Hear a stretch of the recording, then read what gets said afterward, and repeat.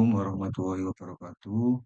Di sini kita akan membahas tentang laporan UTS Sistem Parkir. Kami dari kelompok 4 kelas 2025A.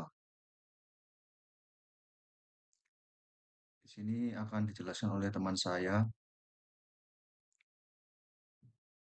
Latar belakang dari sistemnya adalah seiring dengan meningkatnya mobilitas masyarakat, pengelolaan data letak ruang parkir pada gedung bertingkat menjadi tantangan tersendiri. Sistem manajemen parkir manual seringkali menimbulkan antrian panjang dan efisiensi dalam penentuan lokasi parkir yang kosong. Oleh karena itu, dirancang sebuah simulasi sistem parkir in-app dan PIP berbasis perangkat lunak untuk mengotomatisasi perhitungan tarif dan pencarian slot parkir secara dinamis. Pada dasarnya, program ini merupakan bentuk dasar dari sistem otomasi yang banyak diterapkan pada infrastruktur pintar atau smart building. Ya, selanjutnya, struktur logika. Dalam penentuan tarif, sistem harus mampu merespons sebagai skenario yang berbeda. Program ini menerapkan konsep nested if, percabangan bersarang. Secara sederhana, nested if merupakan kondisi logika di mana terdapat pengecekan syarat tambahan di dalam syarat utama. Pengecekan pertama, sistem klarifikasi jenis kendaraan terlebih dahulu. Pengecekan kedua, setelah jenis kendaraan diketahui, sistem mengecek kembali status keanggotaan maupun member VIP ataupun reguler. Logika berlapis ini memastikan kalkulasi biaya parkir yang dihitung berdasarkan tarif dasar dan durasi inap yang dalam satuan jam menjadi sangat presisi dan minim human error.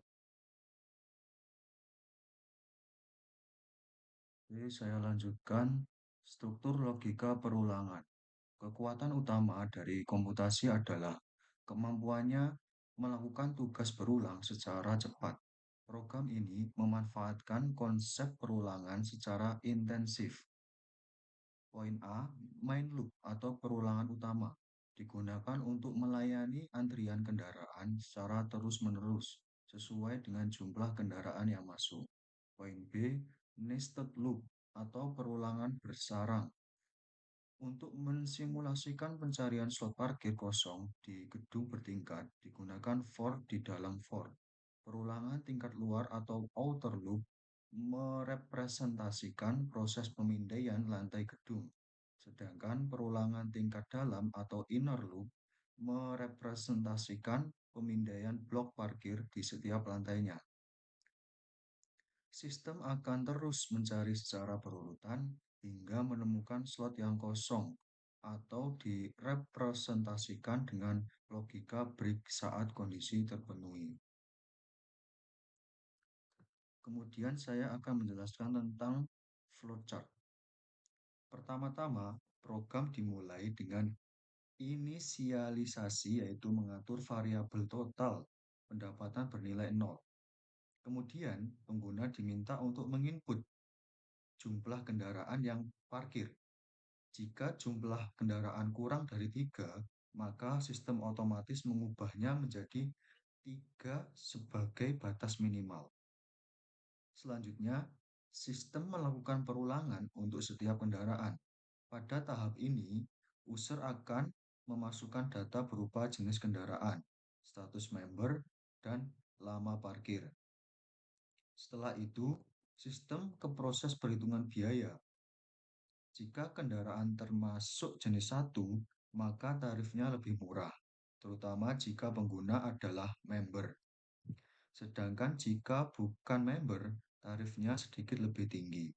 Begitu juga untuk jenis kendaraan 2, tarifnya lebih besar dibanding jenis 1 dan tetap dibedakan antara member dan non-member. Jika kendaraan tidak termasuk kedua jenis tersebut, maka dikenakan tarif tetap sebesar 25.000. Setelah biaya dihitung, nilai tersebut akan ditambahkan ke dalam total pendapatan.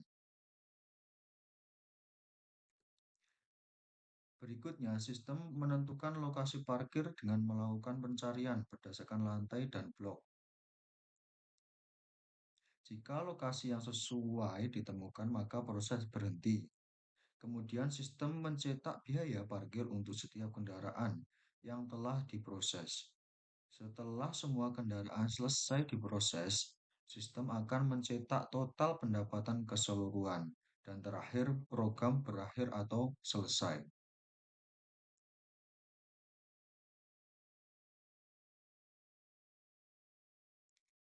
Dari flowchart tersebut dapat disimpulkan.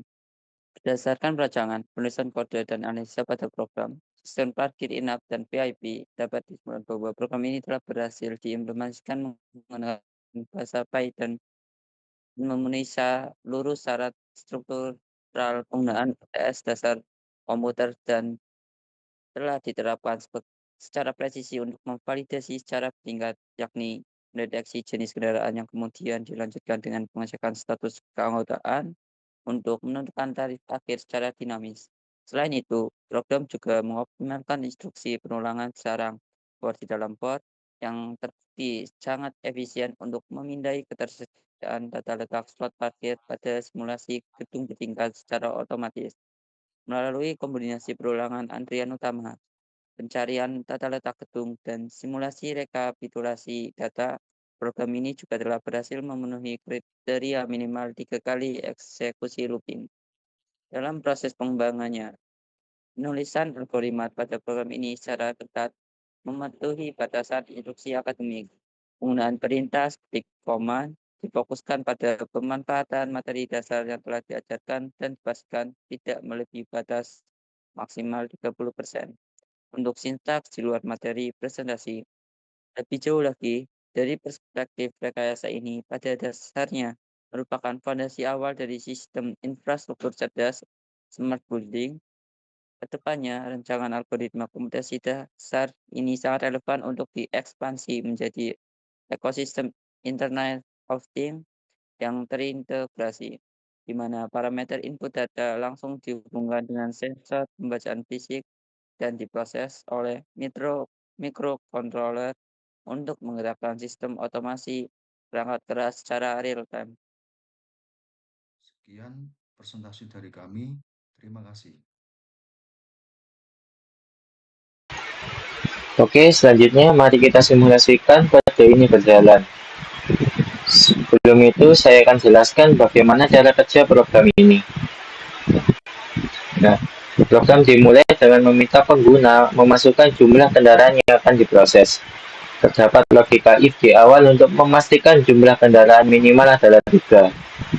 Program untuk perulangan utamanya atau looping 1, program menggunakan perulangan for untuk memproses setiap kendaraan dalam antrian satu persatu.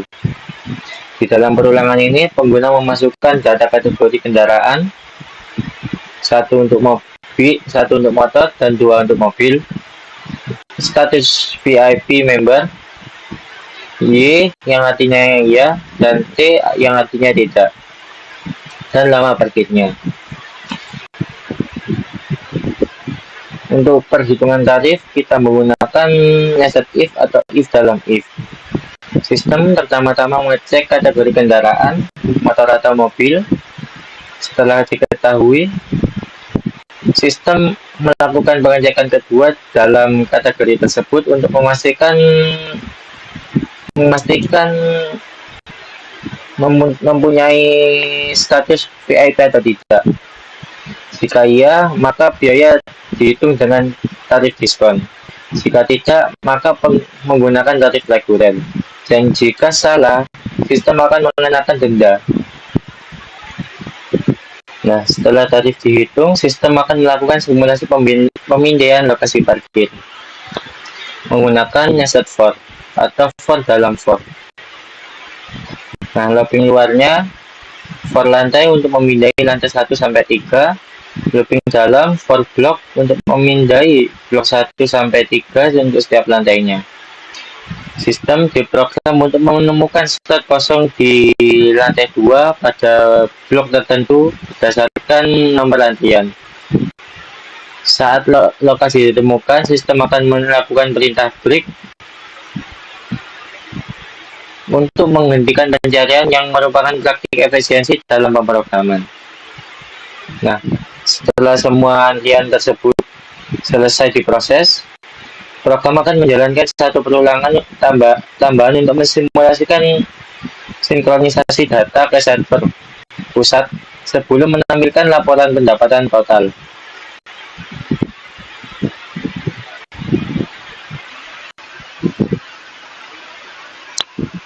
Oke, selanjutnya kita coba simulasi.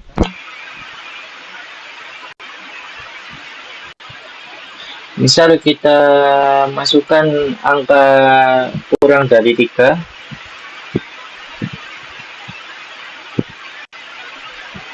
maka sistem akan membuatnya otomatis mengaturnya menjadi 3.